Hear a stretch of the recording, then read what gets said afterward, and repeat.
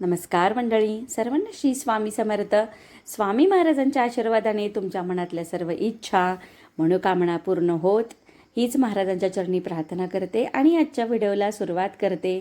तर आज आहे सोमवार म्हटलं की भगवान शिवाचा दिवस आणि भगवान शिव म्हटलं की आपल्याला पांढऱ्या रंगाची आठवण येते. शिवाच्या अंगावर जे भस्म म्हणजे जी राख आहे ती पांढऱ्या रंगाची आहे. त्यामुळे पांढरा रंग आणि सोमवारचा फार जवळचा संबंध आहे.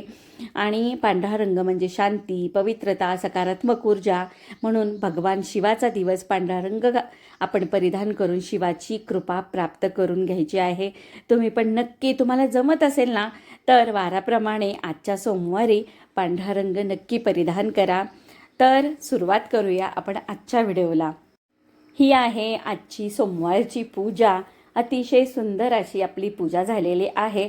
बऱ्याच व्ह्यूवर्स वाट पाहत होते देवपूजेबद्दल, देवांबद्दल खूप कमेंट आल्या बरं का मंडळी. मध्यंतरी मी मोठे व्हिडिओ टाकले नाहीत, काही कारणाने जमलंच नाही. पण आता मात्र डेलीमध्ये आपले मोठे व्हिडिओ येणार आहेत, सेवा पण येणार आहे, दैनंदिन मेनू पण येणार आहेत. आपण रोज डब्याला शेतातल्या काय काय करतो त्याचसोबत लवकरच आपण भेटणार पण आहोत बरं का मंडळी. ही सर्वात मोठी गुड न्यूज आहे. आणि त्याचसोबत तुम्हाला मी आठवडाभर कोणते कोणते रंग परिधान करते आणि त्या रंगाच्या कोणत्या कोणत्या साड्या माझ्याकडं आहेत हे देखील मी तुम्हाला रोजच्या रोज सांगत जाणार आहे. ऐकणे मस्त गुड न्यूज. चला बघूया आज नाश्त्याला काय केले. नाश्त्यापासून दुपारच्या डब्यापर्यंत सर्व आहे आजच्या व्हिडिओमध्ये. तर हेल्दी पाहिजे नाश्ता, दिवसाची सुरुवात तर हेल्दी केली पाहिजे. म्हणून ह्या जे आपण सुजी काढतो ना, जी गहू ओलून सुजी काढली जाते त्या सुजीच्या शेवाया आहेत. तर त्याचा आपण छान असा नाश्त्याचा एक प्रकार करणार आहे. भरपूर भाज्या घालून कढईत तेल गरम करून घेतलं आहे. त्यानंतर जिरे, मोहरी, कढीपत्ता घालून त्यामध्ये आपण बारीक चिरलेला कांदा आणि आपल्याकडे अवेलेबल असतील त्या सर्व भाज्या, ज्यामध्ये गाजर, फ्लॉवर, मटार, टोमॅटो, तुम्हाला जर पत्ताकोबी इथे ॲड करायचा असेल तोही केला तरी चालेल. भाज्या छान परततात तोपर्यंत ह्या शेवाया ज्या आहेत ना थोडेसे तेलावर किंवा तुपावर भाजून घ्यायच्या. थोड्याशा नाही भाजल्या तरीही चालतात किंवा तेलात भाजल्या तरीही चालतात, पण मी वेगळ्या भाजून घेते. आणि नंतर शेवाय भाजून झाल्या की त्या सर्व भाज्यांमध्ये चवीनुसार मीठ, थोडीशी हळद आणि थोडंसं लाल तिखट घातल्यावर का चवीप्रमाणे घालायचे.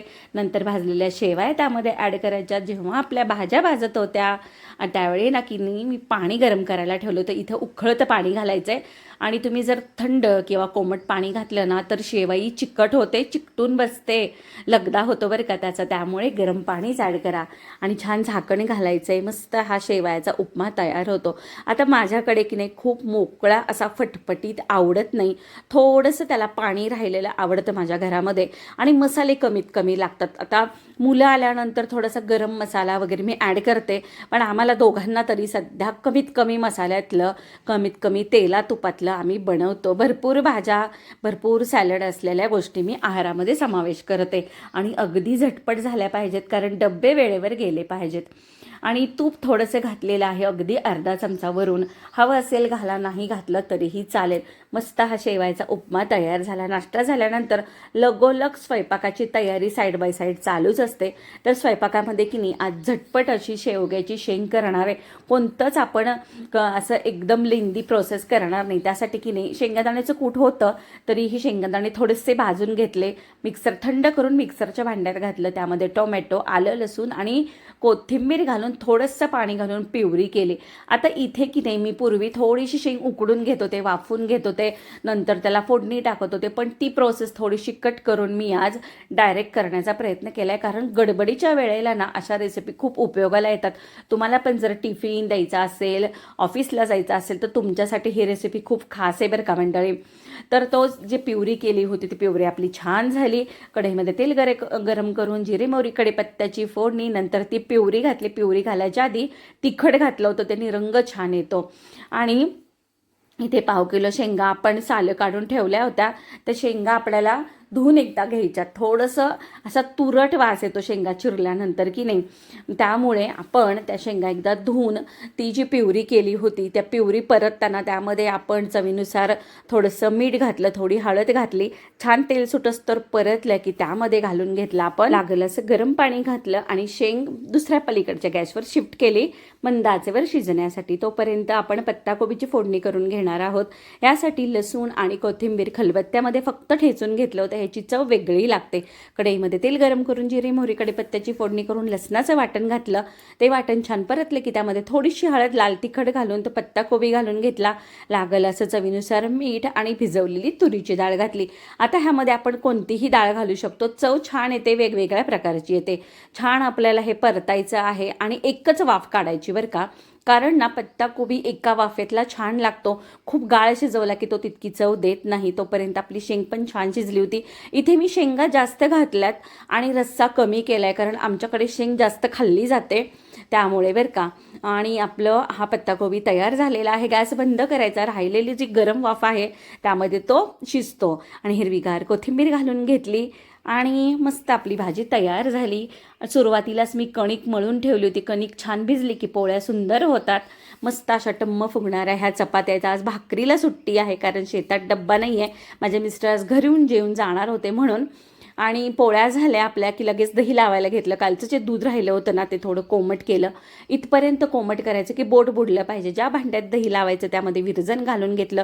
छान पसरून त्यामध्ये कोमट दूध घातलं आणि दूध घातलं की नाही परत ते खालीवरती करायचं, म्हणजे त्या पातेल्यात एकदा ओतायचं, भांड्यात एकदा, असं एकदा दोनदा केलं की दही छान घट्ट लागतं. आणि सकाळी सकाळी तुम्ही दही लावलं शिळ्या दुधाचं की दिवसभर दही छान लागतं आणि रात्री आठवणीनं फ्रीजमध्ये ठेवायचं, म्हणजे दुसऱ्या दिवशी आपल्याला वापरायला मिळतं. ही खूप महत्त्वाची टीप आहे की दही रात्री लावायचं नाही. दिवसा सकाळी लावले की दिवसभर जे ऊन असतं किंवा गरमी असते ना त्याने दही छान लागतं आणि रात्रभर फ्रीजमध्ये ठेवल्यामुळं ते एकदम घट्ट पण होतं. मस्त असं आपण दही लावलं. आता दह्याचं काय करायचं ते आपण उद्याच्या व्हिडिओमध्ये नक्कीच पाहणार आहोत. आणि आपलं ताट वाढून झालेलं आहे, कारण सर्वांचं जेवण होण्याच्या अगोदर महाराजांना नैवेद्य जातो. पण ताट वाढायचं म्हणून मी कांदा ठेवला आहे बरं का. कांदा, काकडी आहे, पत्ताकोबी, शेवग्याची शेंग आहे, मठ्ठा तर पाहिजेच आणि टम्म फुगणाऱ्या आपल्या पोळ्या आहेत. इन्स्टंट लोणचं केलं होतं ते लोणचं आहे. ह्याचा व्हिडिओ आपल्या चॅनलवरती शॉर्टमध्ये आलेला आहे. पाहिला नसेल तर नक्की पहा. नैवेद्य दाखवताना मी कांदा काढला होता, त्यानंतरच मी नैवेद्य दाखवलेला आहे. असा हा छोटासा व्हिडिओ आहे. कसा वाटला कमेंट करून नक्की सांगा. आवडला असेल तर नेहमीप्रमाणे एक लाईक आणि एक कमेंट करायला विसरू नका. रोजच्या रोज आपण वेगवेगळ्या प्रकारच्या साड्या, वेगवेगळ्या प्रकारची धार्मिक माहिती, त्याचसोबत वेगवेगळ्या प्रकारचे मेनू